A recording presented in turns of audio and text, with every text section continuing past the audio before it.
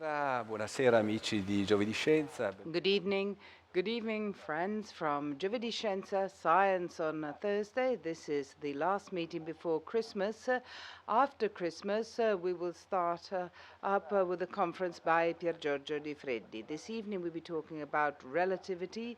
In fact, we will be talking about two relativities. General relativity, which with quantum mechanics was the greatest theory of the 20th century. In fact, general relativity possibly is less revolutionary than the quantum mechanics, but not least less important, because it is the theory of gravitation which went beyond Newton, and it is the theory which nowadays enables us to understand how the universe works, how it was first born, how it developed, and from a certain point of view also what will happen to it. It is a theory that completes the work that Einstein had done in 1905 with special relativity. It generalizes, as the word says. So, before introducing Professor Leonardo Castellani, I would like to advise you for two books. There are two books by Bollati Bolinghieri. One is the book which republishes those two fundamental works by Einstein, which are readable in the sense that they also have a narrative tone. They talk about the problem which Einstein had right at the beginning and how he solved it. Obviously, sometimes there are formulae, but if we consider the scientific papers, these are the ones that are closer to a narration as opposed to being exclusively mathematical. The other book, which again is by John Gribbin, and it's about Einstein, very readable. It refers to both relativities, but in particular to the general one. This happened 100 years ago, and this is where we're trying to refer to it, to tell you about it and describe what the extraordinary nature of these two is. Leonardo Castellani is one of the most brilliant theoretical physics. He teaches in Italy. He teaches at the University of Eastern Piedmont, and he talks in particular about relativity this evening, which is one of his fields, and quantum mechanics. They two are very different, but it's what Einstein tried to do. That is to say, to have a unified theory, because quantum mechanics, which Einstein considered imperfect and incomplete, in his view, should have been englobed into one theory with relativity. Castellani is the author of a book which he considers rather marginal, but for us as readers, and since we can't read or understand his courses unless you are students of physics, is a book that you will enjoy reading and in fact be amused by it, and it's called Teletransportation from Science Fiction to Reality. In quantum mechanics, within certain limits, it can be developed, and it is a very interesting solution to possibly develop quantum computers and a number of other practical applications which have to do with cryptography. They're extremely interesting and have an impact on our daily lives. Well, at this point, without any further ado, I would like to give the floor to Professor Castellani. In the end, we could ask him questions.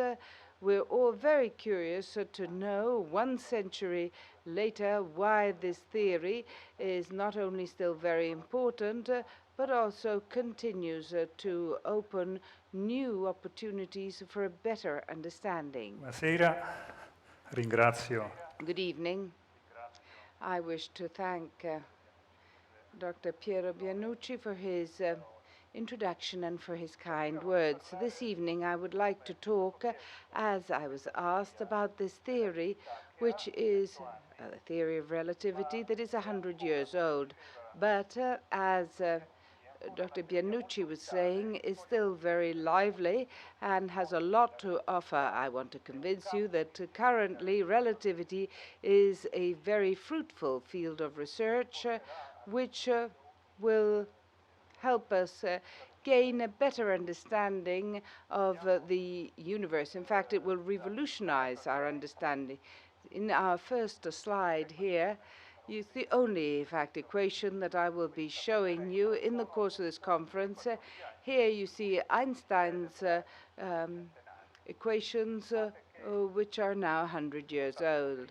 Please note that they were written in 1915 and published in that journal of the Prussian Academy of Science in November.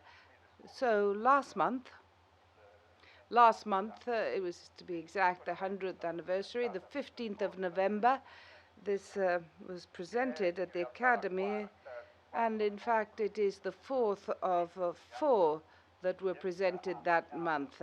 And in the course of them, Einstein fine-tuned his theory and developed these equations. I will be explaining the meaning of these symbols, but he explained this new theory which went beyond Newton's, and when the speed of the bodies are very small compared to the speed of light, and this is described by c, while g is the gravitation, Newton's gravitational equation, which tells us about the strength of the attraction between two bodies. These are not as famous as E equal mc squared, which has become the symbol of modern physics. But if by any chance you happen to be traveling around this desert in Bolivia, near the Atacama Desert, near Chile, you might come across this rather rusting engine where somebody has reproduced the gravitational field equations, Einstein's equations. These equations, which are extremely succinct, as you've seen, are equations which are non-linear differential equations. Rather heavy weather in one way if you're not a mathematician, but mathematicians and physicists and Einstein have tried to find the solutions to these equations, and they foresee a number of phenomena which currently we're able to observe. Specifically, as we will see, there is a curvature of light or deflection of light in the presence of gravitational fields, in the presence of very large masses which generate these gravitational fields. In the presence of a black hole or a big galaxy, the light of the objects that are behind it are deformed as if by a lens, and the effect is roughly this. That is to say, here you see a black hole passing in front of a galaxy deforms the light, or the same equations can also show the coalescence, that is to say, the unification of two bodies that might be two neutron stars, or in this case, two black holes. And these simulations, which you're able to observe on this slide, are not merely artistic renderings of physics, but they are numerical solutions of the equations that you saw. Einstein's equations are the ones which, if treated with a computer and processed, will give you these results. A few days ago, this probe left the Earth on an Italian rocket, Vega, to position in a particular point of Lagrange, 1.5 million kilometers from the Earth, where the Earth and Sun gravitational forces are annulled. This satellite will be positioned. This satellite is a prototype of the LISA experiment, which will be monitoring and picking up gravitational waves. which is much more sensitive than the experiments that we have on Earth that are Virgo and LIGO, which we will be talking about later. And this is just to show you how research in general relativity continues. And in fact, the news, as I said, is a few days old. And there's a major public investment in it because gravitational waves are seen to be a means to investigate the universe because they're not just stopped by interstellar dust, as electromagnetic ones are, but will bring us information of the outer part of the universe, or from the outer part of the universe. Now let us see why Time magazine identified him as the man of the century. Let's understand why the 20th century, according to Time, in fact, identified Einstein. Here's a very short biography. I'm not a historian, so these are only things that I will be touching upon and superficially. Just to contextualize him, he was born at the end of the 19th century in Germany. His parents were Jewish, and this will be the reason why he will have to emigrate to the United States. In 1880, his family moved to Munich, where Einstein's father had a company of electrotechnical devices, not very successful. In fact, it went bankrupt. And the reason why it went bankrupt was that he had specialized in continuous current, while we know that the alternating current is the one which prevailed, especially when we talk about the bringing power to the cities. So from Munich they went to Italy, because in Italy they were asked to develop some electrical systems in Pavia and Milan. This is the reason why Einstein knew a few words of Italian. It was quite acceptable, quite a good level of Italian. Between 87 and 94, he attended high school in Munich.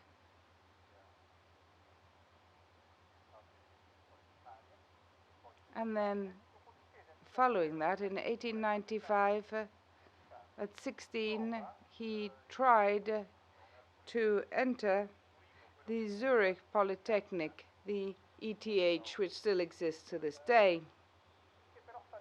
But he failed his entrance exam. He didn't fail because he was a bad student. He was brilliant in maths, physics, and science, but his marks were not very good in French history and literature, so he was not admitted.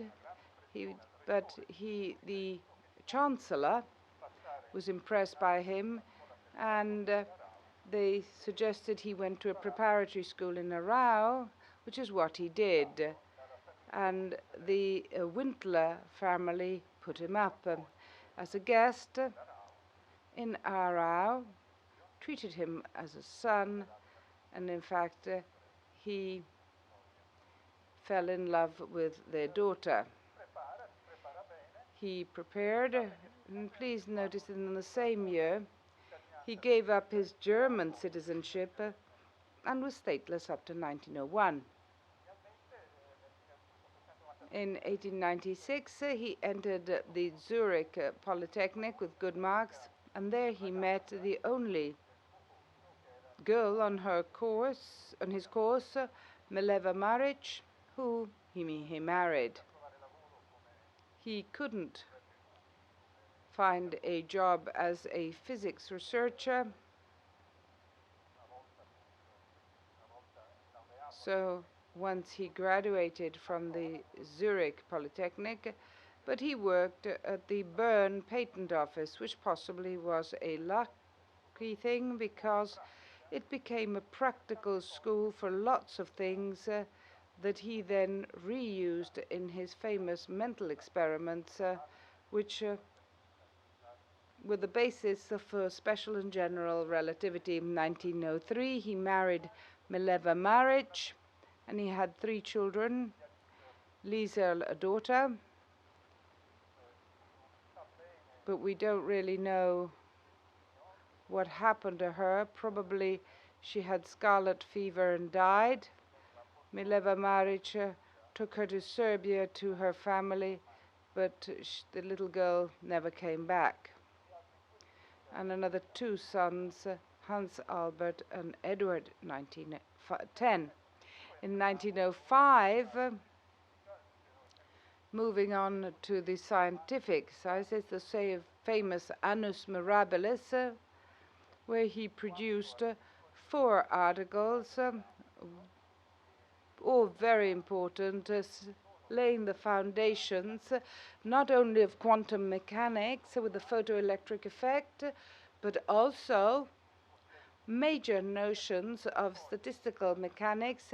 Published the article on special relativity, on the electrodynamics of moving bodies, and another article where he showed that the equivalence between mass and energy. This was all in 1905 while working at the patent office. So this was his hobby in his free time. This work in a few years mean that he became well known amongst physicists. The depth and the exceptional nature of his thought was at last understood, and offers came. Well, the first one was from the University of Bern, where he was living, and then progressively he accepted increasingly more attractive and higher positions: Zurich, Prague, ATH, where he had studied, and Berlin. In Berlin, they asked him to direct the Kaiser Wilhelm Institute that had just been established. And it is in Berlin that he presented his memoir on, or his paper on general relativity, which we saw in the first slide. In 1919, he divorced Mileva Maric and married his cousin Elsa. 1919, as well as his private life, was very important also from the scientific point of view, in that it gave an experimental confirmation of general relativity, because Eddington, using an eclipse, was able to observe the effect. And at this point, Einstein became a very famous name, and not only within the scientific community, but a worldwide media, where you would use the word today, celebrity. These are some of the headlines of the papers of the time. In 1921, while he was peaking, he received the Nobel Prize, not for his more revolutionary theories, which, for example, was the special and general relativity, but for the photoelectric effect. Why? Well, because clearly within the community of the physicists of the time and in the Nobel Prize,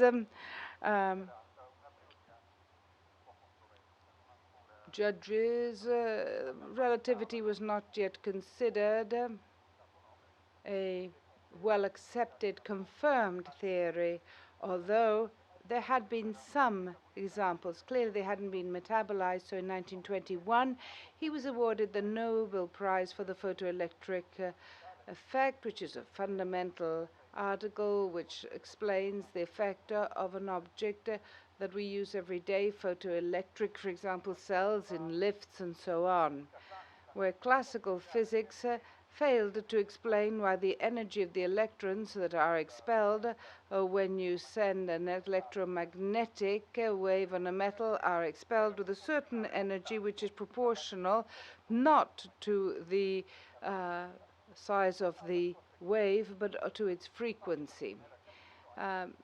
Einstein explains this using photons or light quantums, packets of energy whose energy is proportional to the frequency of the wave, the quantification of energy in photons. And this is the reason for the Nobel Prize, the fact that he was able to explain this effect. And with this, we also lay down the basis of all the quantum electromechanics, which is the theory that currently we use to study the interaction between electrons and matter. In 1933, as I was saying, he left for the United States. The Nazis, while he was away, had closed his bank account, taken everything. He realizes he can't go back to Berlin and decides to emigrate to the US and accepts an offer made by Princeton. Caltech had also invited him, but he accepts the offer by Princeton at the Institute of Advanced Studies that had recently been established in New Jersey. Then there are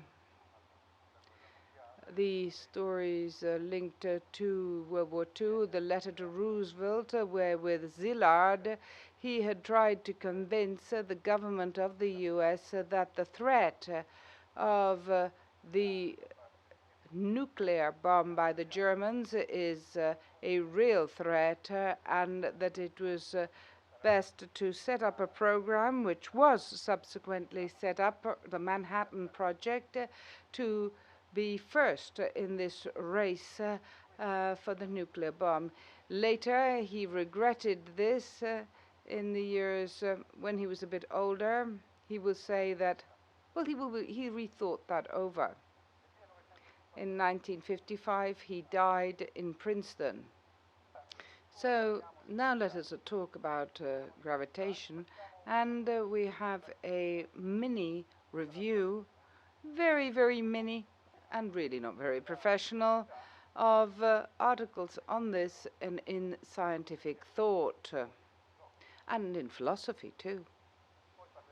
Then we will talk about general relativity, notions and perspectives, and then we will mention very briefly its marriage, if that it is, and if should continue with quantum mechanics.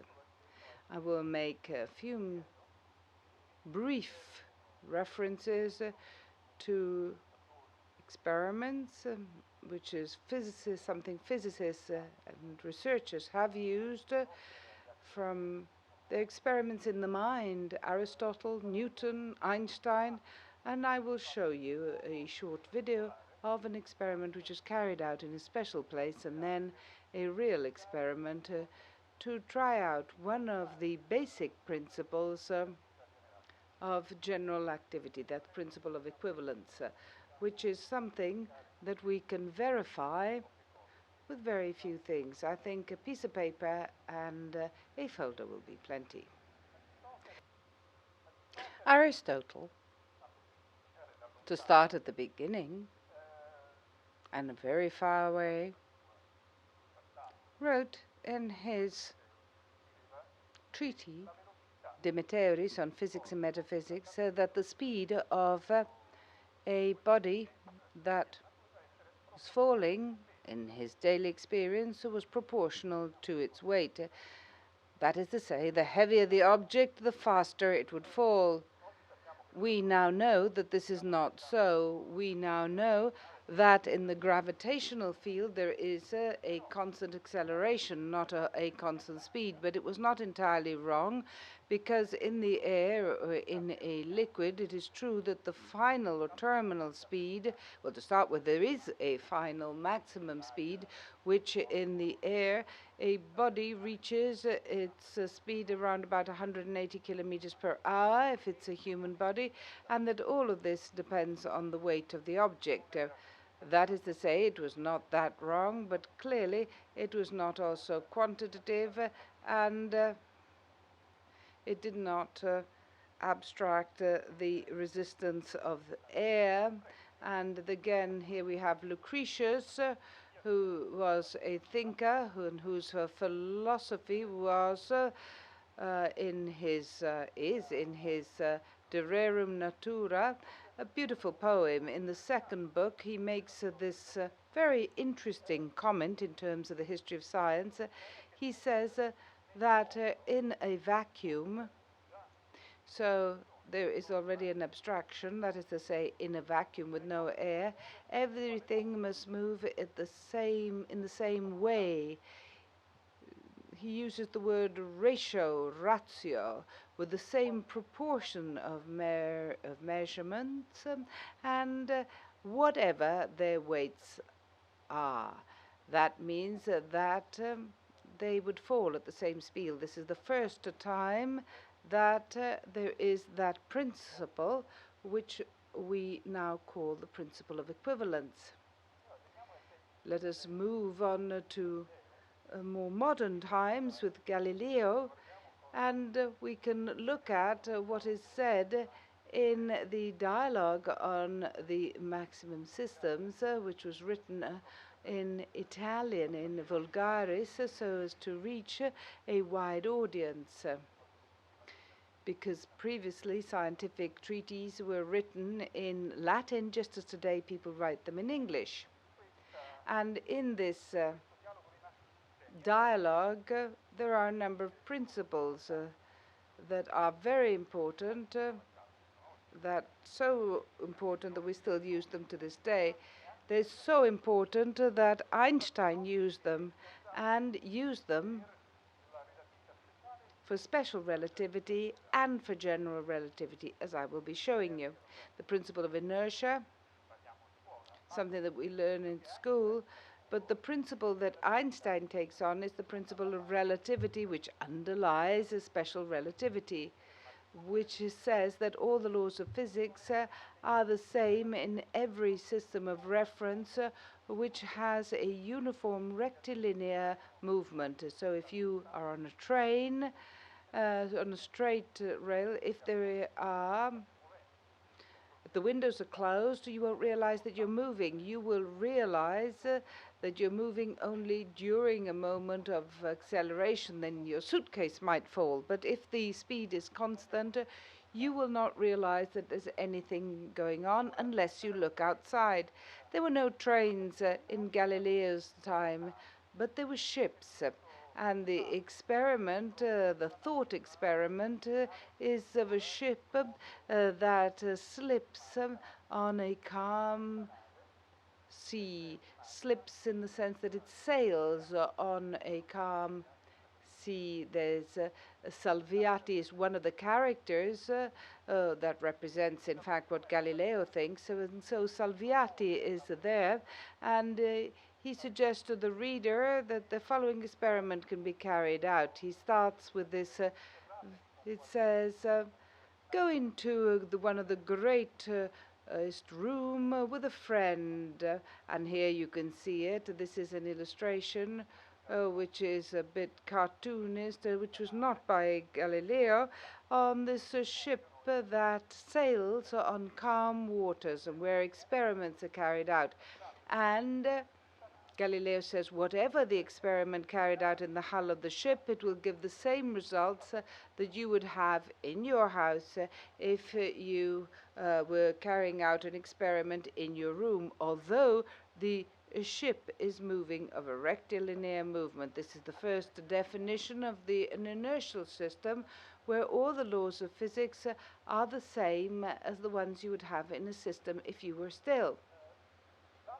The other principles that was taken on board by Einstein is the principle of equivalence. With the observation, thanks to an experimental method which was developed by Galileo and supported by him, he realizes, measuring them, that all bodies fall at with the same acceleration, not with the same speed, but with the same acceleration. So if you disregard the speed of the air, they say, but I think it's a tale, that he launched two spheres of different density, but of the same shape, from the tip of the Leaning Tower of Pisa, and asking his students to observe when they reach the ground. Now, this principle, which all objects have the same acceleration, will be used by Einstein as one of the founding pillars of general relativity, because it will enable him to analyze relativity with a geometrical approach, and I will explain why in a moment. Thanks to the experimental measurements which, time used to be developed with a heartbeat at the time. He developed slightly more complicated systems, water clocks, and also pendulums, where he manages to measure time in a slightly more objective manner. And thanks to these instruments of measurements, and thanks to technical solutions such as those of reducing the force of gravity using an inclined slope rather than have objects fall vertically, he manages to calculate the acceleration of gravity and to quantify it for the first time. He also carried out mental experiments. This is one of the experiments which is present in one of his works. Maybe not as I'm describing it now, but basically this is what it is. Let us presume that what I've seen is not true and that heavier bodies fall much faster. Let us presume that, and let us see where it takes us. This is something, you do this in maths too. Let us see it. If there is a contradiction, then clearly our premises have to be disregarded. If I have two objects, one is lighter and one is heavier. The blue one here is the lighter one. I tie them with a piece of string, and since the lighter object will fall more slowly than the heavier one, it will clearly slow down the other one too. So what will happen if there is something which slows down the heavier object? Well, it means that the whole system falls more slowly. More slowly than the heavier object without the lighter one, without the element slowing it down. But if you consider this system as a whole, you see that the system consists of these two spheres, so it is heavier than the green one. And so since it is heavier than the green one, the whole thing should fall more slowly. So here there is a contradiction, because on the one hand it should fall more slowly, but on the other hand it should fall more quickly because it's bigger. So when we get to this contradiction, we have to inevitably assume, and this is the very clear logical solution, that the assumption that heavier objects fall faster is false, because it led to a contradiction. This is a type of logic that you also follow in maths. Changing the scenario completely, let's go on to the moon. In the 9th mission of the Apollo program, and it was also the 4th one with human beings on the moon, and it was one of the most spectacular one from the scientific point of view. They spent 3 days on the moon, and of these 3 days they didn't stay locked in for 18 hours. They walked about, and for the first time they had the rover, this machine, this car, this moon car. And I want to show you an experiment which the commander of this mission, David Scott, performed. And here I will need you. Here you can see the rover that they were using to move on the moon. 3 years after the first moon landing, And this video is not of very good quality, unfortunately, because they didn't have the sort of definition we enjoy today. But in this film, whose title is The Feather and the Hammer, you can see Commander Scott, although you can't really see it very well. He has a feather and a hammer. He's holding it. He's on the moon. There's no air on the moon. So he says, well, now let us see if Galileo was right. There is no resistance here.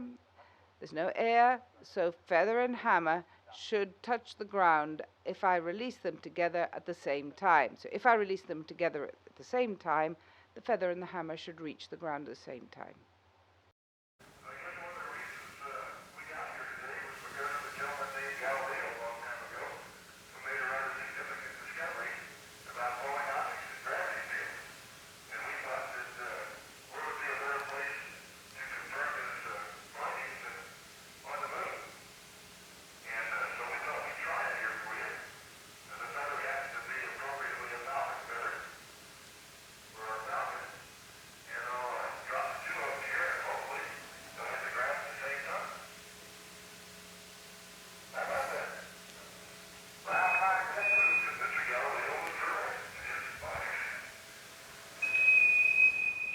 Ecco, questo è questo esperimento. Amusing done on the moon by Commander Scott. I'm insisting on this principle of equivalence because it underlies general relativity.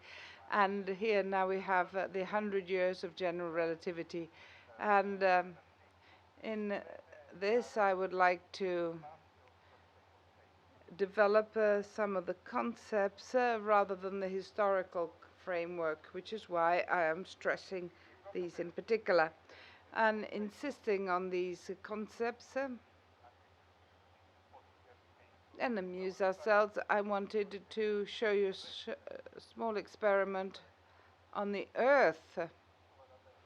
I think this will work, and if it doesn't work, I'll take another book from Piero. Experiment is very simple. Here you have a sheet of paper, and then I have a folder. The one is heavier. So if I let them fall, clearly the folder touches the ground much sooner, as expected. But why? Because the air slows it down. What happens if I put the sheet of paper on top? At this point, they have the same speed, and so you see that they fall, they arrive at the same moment. This is just a small test, naive maybe, but since it's so important, I wanted you to understand that we have everyday experience. It's not that something that only physicists study. It's something which is part of our daily lives. Newton too carried out mental experiments. His most famous one is the one which led him to say that attraction between two masses is what is responsible for an apple to fall to the ground. His mental experiment was to shoot a cannonball further and further away, up to the point when it is so fast that it will no longer fall on the Earth, but it will follow the curvature, which means that it will be part of the orbit. It will enter an orbit. So it is the same phenomenon as the orbit, for example, of the moon around the Earth. This was a mental experiment. He couldn't do it, really do it, because there was no cannon that was powerful enough. But this is what he reached as a conclusion.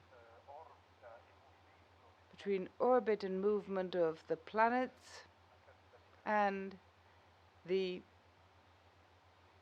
force of gravitation on the Earth. And this is his universal law of attraction, which is directly proportional to masses and inversely proportional to the squared distance.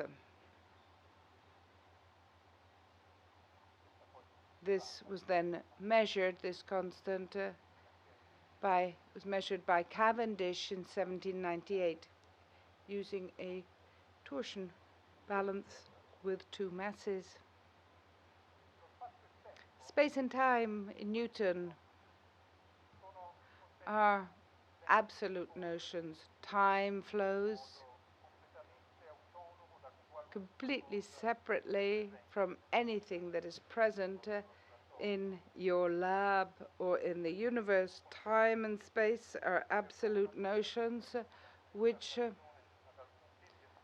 have no relationship with anything outside. So if measured, if there are lengths that are measured, they will not depend on the movement of the object in relation to you or the relative movement between observer and object of observation. The properties of space and time do not depend on the presence of matter.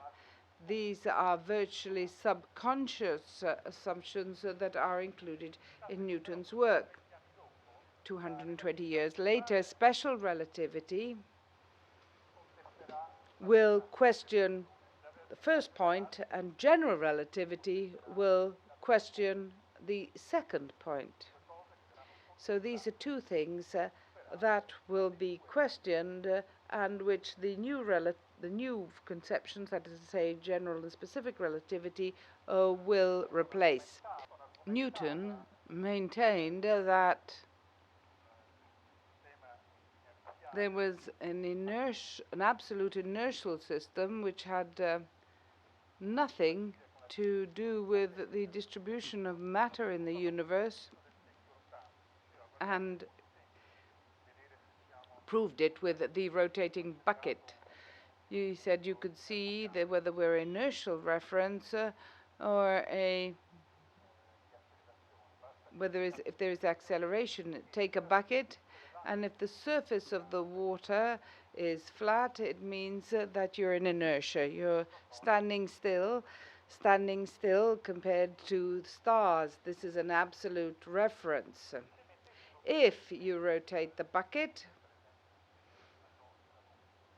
for example, on a roundabout, you'll see that the surface of water will become concave because there is a centrifuge force, and this will be pushing the water towards the sides of the bucket. Here you see there is a way in which you can tell the inertial system from another system where these centrifuge forces are operating. This was then criticized by Mach. Mach said, I could consider my roundabout as an inertial system, where, however, there are from the outside forces that, in relation to the roundabout, mean that all the masses of the universe are moving. If I am on a roundabout, I can see all the other masses are moving. But Mach says, if this generated strength or a force, no, I could say, I am still and the universe is moving, and the masses cause a gravitational force, and this is what is then, Einstein liked this, like the fact that the accelerated masses generated forces. Einstein wrote to Mach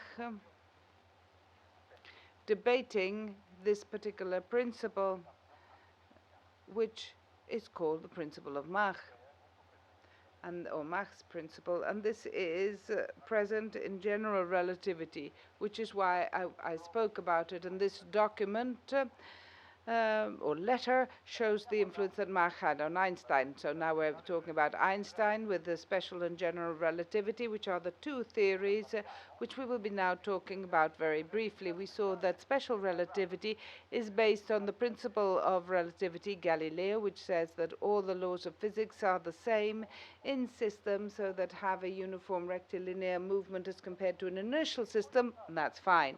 And then it's based on another assumption, which unfortunately There is no experiment that we can do with our hands just to show it, but it is something that has been tested in a lab. That is to say that the speed of light, which is about 300,000 kilometers a second, does not depend on the movement of the source. For example, you could have a train that, and somebody who sends a light beam, and compared to you, it always moves at 300,000 kilometers a second, independently of the speed of the train. This was based on a famous experiment of Michelson and Maury, but it's well proven. But this well-proven fact, along with the principle of relativity, leads to a revolution in the notion of time and space and of the measurements of these two, space and time. And it helps us understand that space and time cannot be seen separately, but have to be seen as a space-time. And this space-time will be the arena of all the physical phenomena, not an inertial arena, but with general relativity, and an arena which will be part of the physical phenomena where the mass will be able to influence the space-time structure. And here I merely wanted to bring out the fact that these two principles lead to modifications which we think are surprising in our idea of the flowing of time. The first change or modification is the following.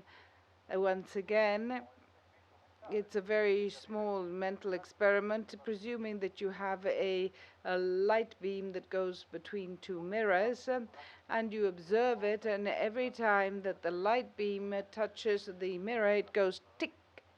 So here you have tick, tick, tick. Clearly, these ticks are going to be very close by if this distance is of a meter. But you'd have 10 to the 8th ticks in a second, but as a mental experiment, here you have a tick every time a light beam touches the mirror. Now let us presume that the clock is moving compared to where you are. You will have this situation on the right. It will move with a certain speed, and you can see that it's no longer a vertical light beam, but it's a zigzag because it's moving. But in the course of this zigzagging, each and every one of the sides is longer than the original side, d, because it's the hypotenuse of a triangle. Here, you see, it's nothing to do about it, but the speed of this light beam is the same, which means that it is taking longer to go from here to here as compared to what it took from here to here. And this very simple thing suggests that when the clock is moving, these tick, tick, tick slow down because there's more time required. So the tick, tick that you had before becomes tick, tick, slowing down. This means that a clock which is moving compared to you will slow down. And this is something which was not contained in Newton's, because for Newton, time was a uniform flow, whatever the movement of the clock. And it makes it possible, in theory, to have journeys in time in the future, because if I go in a spaceship and I move at very high speed, this v must be very, very high for this phenomenon to be appreciable, and then I come back onto the Earth, my watch will have clicked less than my twin's watch, which was on the clock, which was on the ground. So my twin will be older than me. This means that I will be able to travel in the future of Earth. And here, this is what I was saying. Here, if you go to Betelgeuse, a star which is 500 light years, at a speed which is very close to the speed of light. When you come back, there will be 10 years for you, but there will be 1,000 on Earth, and you would come back in the year 3015. There are experimental tests on atomic clocks in orbit, and also on decay of particles in accelerators and produced by cosmic rays. Also GPSs, for example, are very important to correct time that the GPS satellite takes to send it to your mobile phone. If you didn't have this, you wouldn't know where you were on Earth, but there would be more mistakes. Then we will see that as well as the correction due to special relativity, there are also the ones due to general relativity. So GPSs verify both of them. The world record of travel in time is by an astronaut, clearly, who stayed on the Russian space station Mir for just it says 748, but in fact it was a bit longer, and he came back to the Earth with a 200th of a second younger than if he had remained on Earth. And it's a record because it's the person who has spent the most time on the space station that was orbiting at a speed about 30,000 kilometers an hour, which is less than the speed of light, but much higher than the, for example, of the speed of sound. Well, the conclusion that we have to draw without calculating it and doing this basic mathematics is that the measurements of time and the measurements of space, because just as there's a dilation of the time by the clock, there's also a contraction of the length of objects depend, I was saying these two measurements depend on the relative movement between the observer and the object being observed. This is the basic measurement. They're not absolute time, and this is the mathematical result, and special relativity is not a dimension on itself, but it should be considered a fourth dimension, which is added to the three spatial dimensions and forms the space-time. Each and every one of us is represented by one of these lines in the space-time. They evolve. This is the space, and time flows vertically, and we are represented by lines that are contained in this space-time continuum. Well, us, in any case, the position of an object, to be more precise. Let us now talk about general relativity. General relativity was a new theory of gravitation, and it's based on the principle that we have that I've shown you. That is to say, in the same gravitational field, all bodies fall with the same acceleration. Einstein says that he had the happiest thought of his life when he realized that for a free-falling observer, the force of gravity disappears. Thinks if you are in a lift and unfortunately the cable breaks and you start falling, because all the objects around you are falling with the same acceleration, clearly the force of gravity disappears, and an object will remain at the same difference because it will be falling with the same speed. So gravity disappears, gravitation disappears. This is one of the logical consequences. This is Stephen Hawking that is experimenting the absence of gravity in a plane.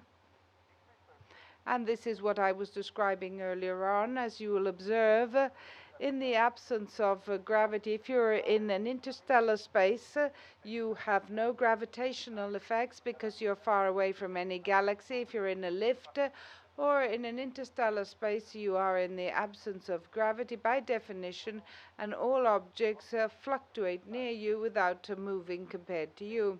If the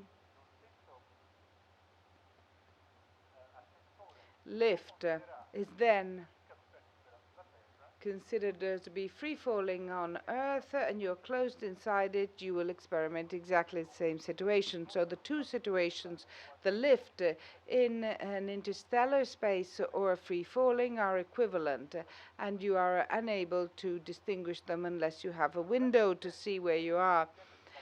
Likewise, if you're on Earth and the lift is standing still, you drop something and you see that there will be a g acceleration. But the same thing would happen if your lift were being pulled up, given a certain acceleration, the g acceleration. Then, geometrically, all the objects will be falling towards the floor with the same acceleration because I'm pulling the lift up in space. So you will observe how gravity, which here is interpreted as such because you're on Earth, in the interstellar space where you see the same thing, you will be interpreting it as a geometrical system. The fact that the geometrical system known as the lift is accelerated.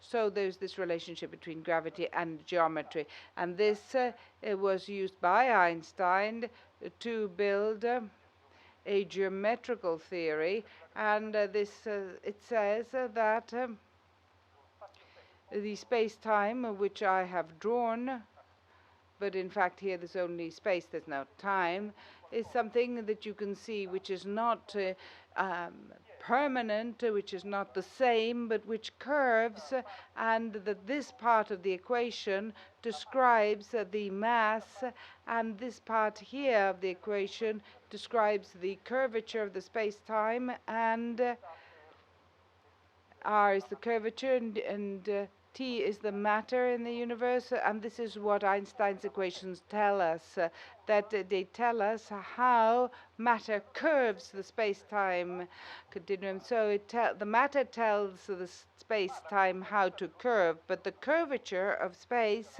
tells matter how to move.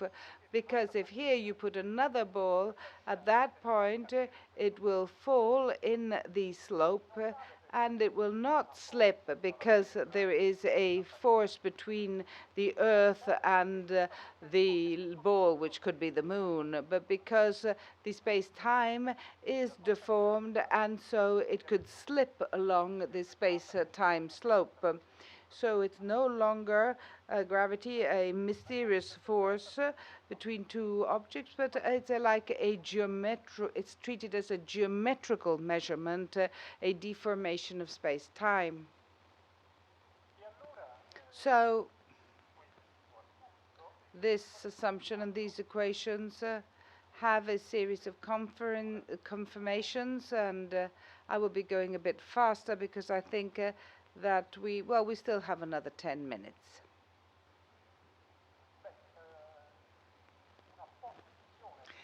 A post-diction rather than a prediction is the explanation of the anomalous perihelion of Mercury's precession. There was an anomaly. The orbits of the planets, if there were only the sun and the planet, the orbit would be an ellipse and it would stay as such forever. But since there are also other planets, these orbits, these ellipses are not stable, but the aphelium or the perihelion, the furthest and closest point near the sun, moves very slowly, and there is an angular shift of about 1.5 degrees a year.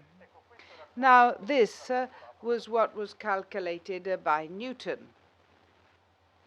But, however, the shift that had been observed highlighted a mismatch of 43 seconds in the arc per year, which was not explained. And Einstein showed how his theory accounted for those 43 seconds that were missing.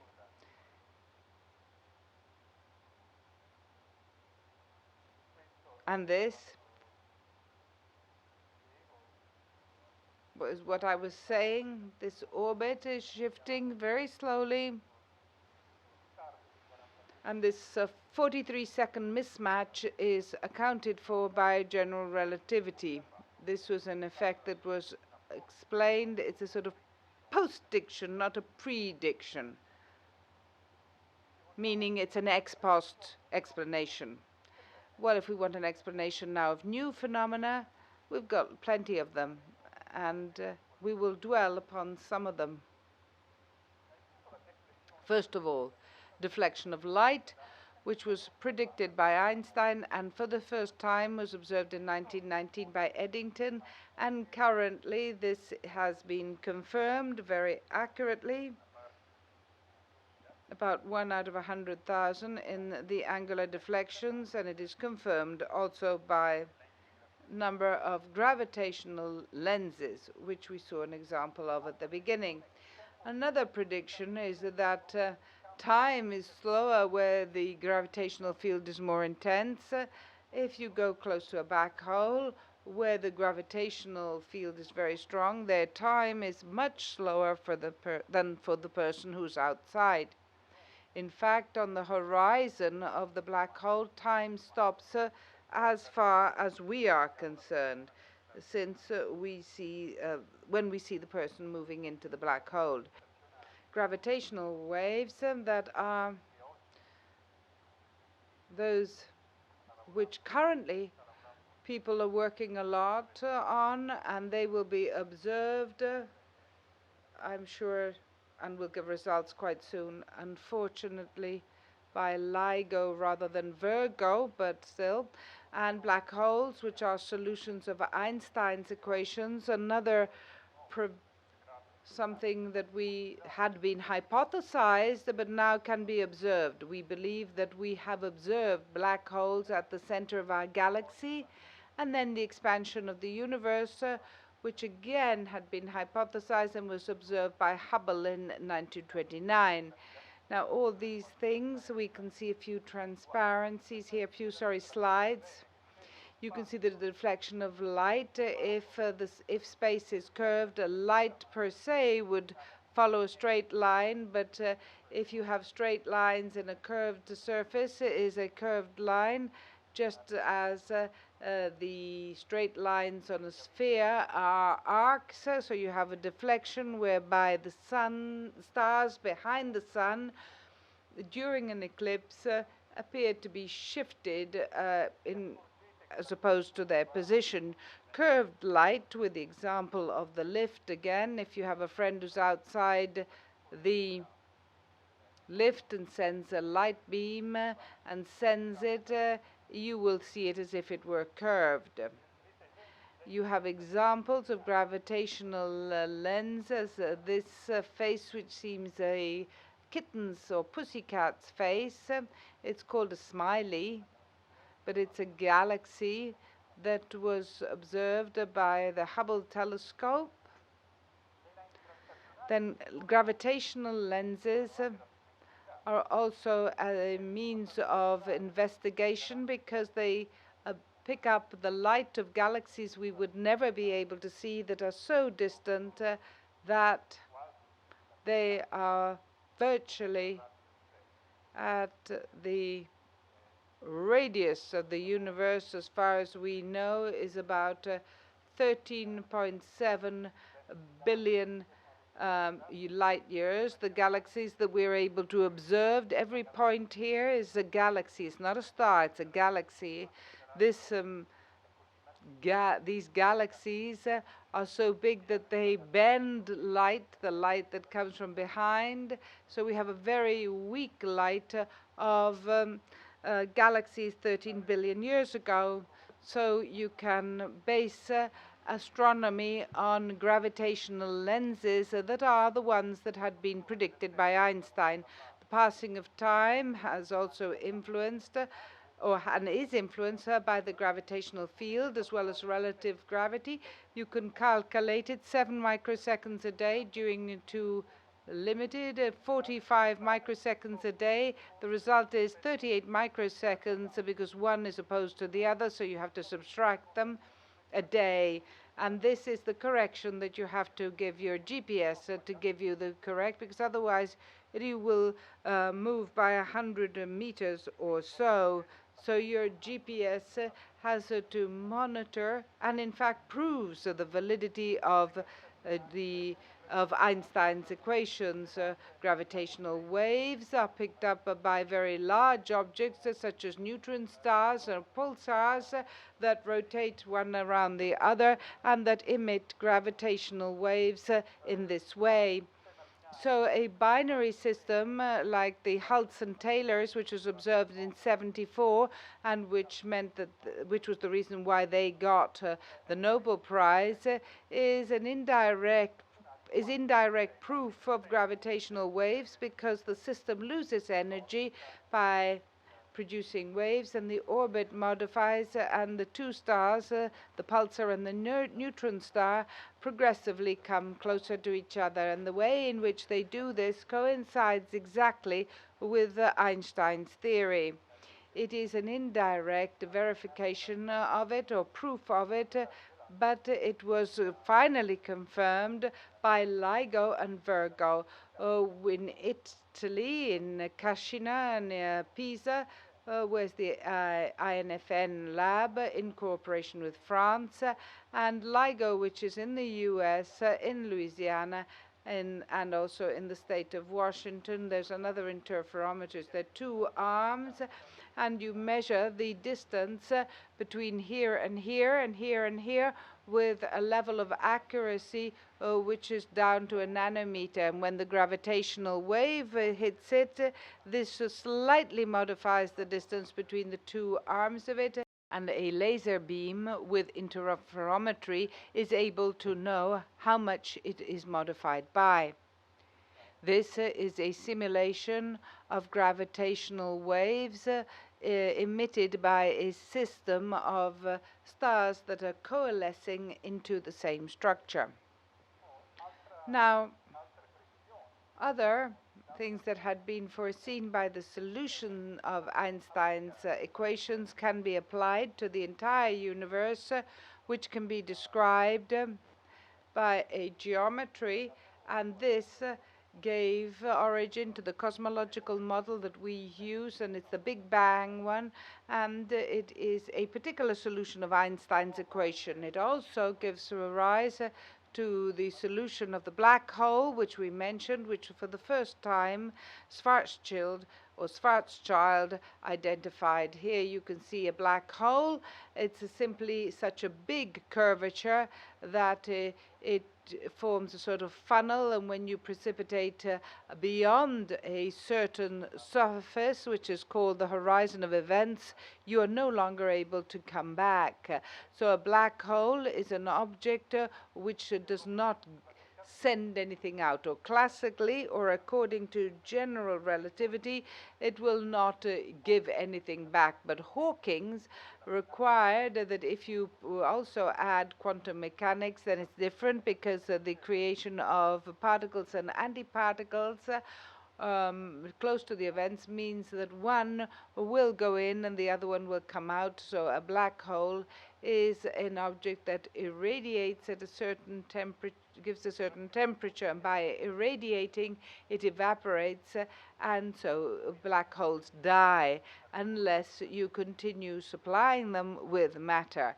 And this is what happens, because alongside black holes there are other stars that are progressively sucked into the matter.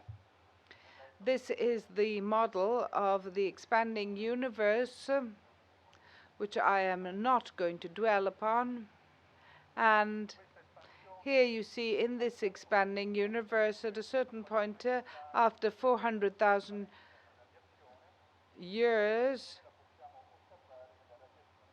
you can observe the changes in the cosmic radiation, and it's condensed in this photo. As you can see here, you can see the variations in the temperature that you can see in the sky. This was Planck 2013. This is fossil radiation, which is a very long wave at this point because of the Doppler effect of the expansion of the universe. These are the first photons which managed to emerge from this young universe of 400,000 years.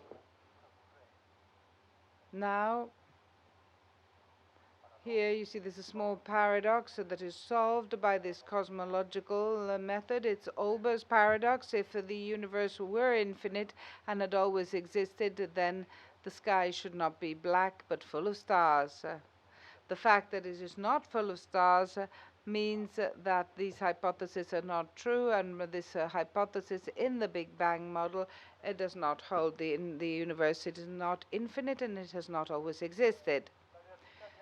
Einstein's relativity makes it possible for us to have something very interesting, which are time travel. There are solutions that were found by Gödel, a friend of Einstein, and who also was involved in the study of paradoxes. He was then told not to do that because he had had psychological problems on this, but once he met Einstein in principle, he forgot this, what the doctor said, and studied of paradoxes in Einstein's work, and showed him these solutions which appear to enable time travel. And recall Escher's infinite stairs. Time travel also leads to the paradoxes of science fiction. And I would like to conclude by saying that there are still a lot of mysteries, the mysteries in the sky, which for the time being have two names, dark matter and dark energy. Dark matter because we realize that there are cases where or observations such as the orbital speed of stars in the periphery or outer bounds of a galaxy that cannot be accounted for by what we know. And so we suggest that there is an invisible matter that is called dark matter. And apparently, to be consistent with observation, there's a lot of it, and I will now tell you how much. And also for gravitational lenses, the visible mass does not account for the curvature of light, which one of the explanations being is that there is some dark matter. The other explanation is that you have to modify the theory, but that the solution that is most generally accepted today is that there is dark matter.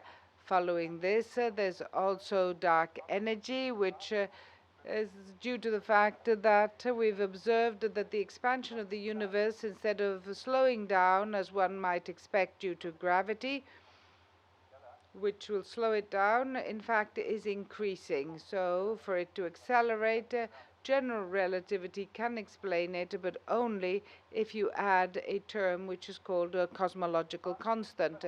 This also means that the universe it consists of things that we mostly don't know, because we calculate that dark energy is about 70% of the universe, and the dark matter is about 25%. There's about 5% of things that we know, atoms, stars, helium, hydrogen, and so on. So our knowledge is limited to about 5% of the entire universe.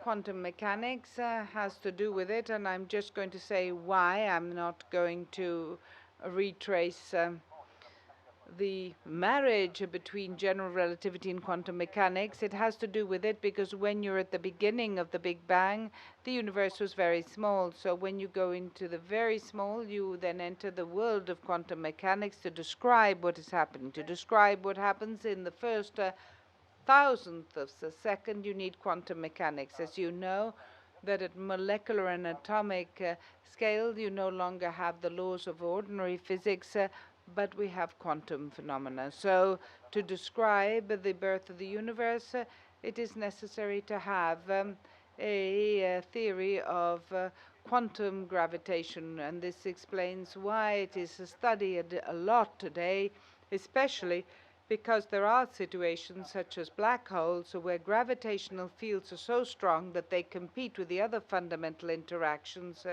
and there again you need it. You need this theory. The quantum theories of gravity have been suggested. Currently The one which is most widespread and accepted amongst theoretical physicists is the string theory, where elementary particles are replaced no longer by point objects such as electrons, quarks, and neutrinos, but by objects that are one-dimensional, like strings, and this is to help solve some problems which made this marriage between gravitation and quantum mechanics possible. They solve problems because the regions of interaction are no longer points, but are widespread in this sort of trousers of the strings, and from a mathematical point of view, it means that it makes sense. And, for example, these are closed ones, can vibrate like the strings of a violin, and each vibration corresponds to a given elementary particle, just like notes. And just like the notes of the harmonic series give you different pitches, likewise the notes of the vibrations will give you different elementary particles, and this unifies gravity with other interactions. Fine. One could also compare this theory with other, I'm not going to do it, with other things. Amongst the various predictions of the string theory, there is some that are really fascinating, like the one of hidden dimensions of the space-time, new symmetries such as supersymmetry, and so on. I would like to conclude remembering one of the main characters of general relativity, that is Tullio Regge, who was a teacher and a master of ours, both at the University and the Polytechnic here in Turin, and I would like to recall three of his main contributions, the contributions to the theory of relativity. Discretization of space-time, because you've already seen it as a sort of reticulum. This reticulum is something that Regge described so that if made out of triangles instead of squares, so that it could be used by a computer to solve Einstein's equations. Following this, he also studied particular type of generalization of relativity that are called supergravity, that are currently studied by the group of physicists of the University of Turin. Regge's school, because he created a school. Many of us are students of Regge's, and we're still working. Others are elsewhere in the world. The large name of theoretical physicists work very close to here in the Department of Physics, the INFN, at the University of Eastern Piedmont and the Turin Polytechnic. Grazie, Professor Castellani. Thank you very much, Professor Castellani, and thank you very much also for this conclusion, which will probably have reminded some of the people who come here more often that Tullio Regge was a great popularizer, and one of the things that he did was also the origin of GiovedìScienza. GiovedìScienza, Science on a Thursday, started with a scientific committee which was driven by Tullio Regge. Thank you very much. You have really described a number of concepts, from the ancient ones to the new cutting-edge discoveries. That is what Leonardo Castellani is working on. He's working on these ideas of putting together gravity and quantum mechanics. He is working on theories that have these strings as a starting point, a theory which unifies not just all particles, but the two physics that the same quantum mechanics and relativity, piecing them together in a general theory that is called theory of everything, or something like that. Clearly, They will require a long time to develop, but Einstein started with them. At the time, he didn't have the instruments to further development. Tullio Regge worked starting, and supergravitation has just been mentioned. And now there are other people, Castellani included, who are further developing. Thank you very much for your attention. Grazie a voi.